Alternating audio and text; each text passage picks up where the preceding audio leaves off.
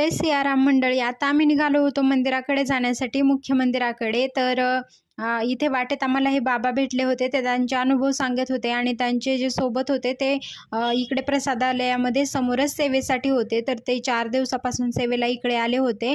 मग त्यांच्याशी आमचं बोलणं झालं आणि आम्ही त्यांना जय सियाराम करून मग निघालो पुढे.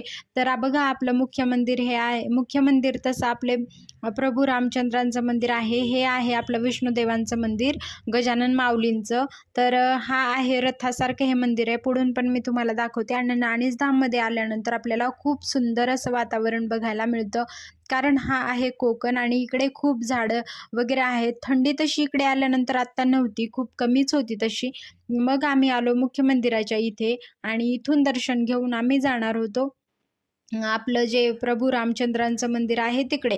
तर मग इथे आल्यानंतर आम्ही दर्शन घेण्यासाठी आलेलो आहोत. प्रदक्षिणा वगैरे करून आम्ही निघणार आहोत पुढे. मग पुढे आम्हाला ध्यान मंदिरात वगैरे जायचं आहे, कारण आज म्हटलं खूप दिवसानंतर आलो आहे. प्रत्येक वेळी आपण तिकडूनच जात असतो, इकडे दर्शनासाठी येत नाही, म्हणून आम्ही खास करून इकडे आलो होतो. तर आता इकडे आतमध्ये दर्शन घेऊन आम्ही प्रदक्षिणेसाठी जाणार आहोत. तर मग प्रदक्षिणा झाल्यानंतर आम्हाला ध्यान मंदिरात जायचं आहे. प्रत्येकानेच एखाद्या महिन्यातल्या एखाद्या वेळी किंवा नाणीजमध्ये गुरुवारची जी पालखी असते, नवसाची पालखी असते, त्या पालखीसाठी नक्कीच आलं पाहिजे, कारण तो जो अनुभव असतो प्रत्येकाचा खूप सुंदर. आणि नवसाची पालखी ही खूप भक्तगणांची गर्दी असते नवसाच्या पालखीला. प्रत्येक गुरुवारीची पालखी असते. तर प्रत्येकानेच मला वाटतं या गुरुवारच्या पालखीला एकदा आलंच पाहिजे. आणि तो अनुभव जो आहे ना पालखीचा, आपले प्रत्यक्ष जगद्गुरू श्री आणि गजानन माऊली यांची पालखी असते, तर त्या पालखीचा अनुभव आपण नक्कीच घ्यायला पाहिजे. प्रत्येकांचेच त्याच्याबद्दलचे अनुभव खूप सुंदर आहेत आणि त्यासाठी गुरुवारी आपण पालखीला नक्कीच आलं पाहिजे. आपण प्रत्येक वेळी वारीला वगैरे येतच असतो, पण गुरुवारच्या नवसाच्या पालखीला खूप जण म्हणजे तसं येत नाहीत, किंवा काही जणांना माहिती नसतं.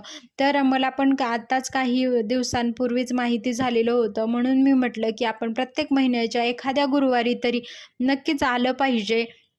म्हणून आम्ही आलो होतो. मग नंतर आम्ही ध्यान मंदिरात जाऊन साधना वगैरे केली आणि मग निघालो इकडे पुढे राम मंदिराकडे जाण्यासाठी. तर बघा इकडे किती सुंदर वातावरण आहे. इकडे दुसऱ्या काकू वगैरे सेवा करत होते, ते सेवेसाठी भक्तगण वरचे वर इकडे येतच असतात. तर त्यांची सेवा चालू होती. मग आम्ही पुढे निघालो तिकडे दर्शनासाठी. दर्शन वगैरे घेतलं. मग मला घ्यायचं होतं काही साहित्य, मग ते घेतलं आणि आम्ही आलो जुन्या मठावरती. इकडे तोपर्यंत पालखी प्रदक्षिणा वगैरे आम्ही आल्यानंतर झाली होती. मग थोड्या वेळातच आम्हाला दर्शन वगैरे घेऊन घरी जाण्यासाठी निघायचं होतं.